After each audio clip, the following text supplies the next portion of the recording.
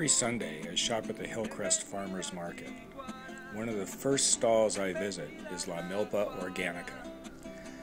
Having shopped at farmers markets for over 4 decades, I can immediately tell when a farm has the personal, loving attention given to the land and whether they use traditional organic practices. At La Milpa Organica, I find some of the best vegetables, greens, and herbs. I also learn from the people who personally work on the farm. Every third Saturday, La Milpa Organica hosts a potluck, an open house, which I recently attended.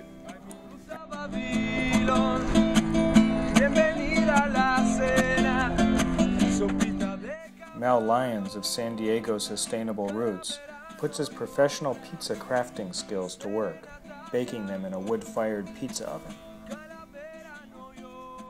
The hundreds of people who attend enjoy local musicians, great food, and a movie in the outdoor theater after dark.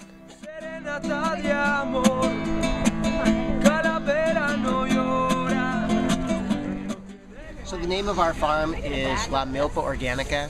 In Spanish, milpa is cornfield, but beyond that, it's also a system of agricultural production that was developed in tropical America thousands of years ago.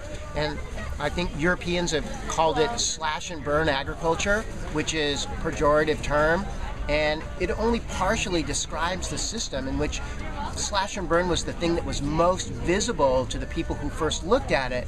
What they didn't see was that it was this complete agricultural system where the people living in and around the forest were in partnership with the forest. So the people were managing the whole forest, and they would cut and they would burn sections to plant new annual crops.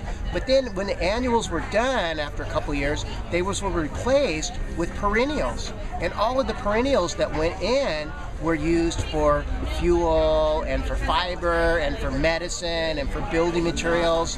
And so the first people who saw this, they could not see the forest for the trees. There was a complete agricultural, horticultural, permaculture system, this 10,000-year-old idea that permaculture is now, that people were practicing there, and they had a system that was sustainable because it went on for thousands of years.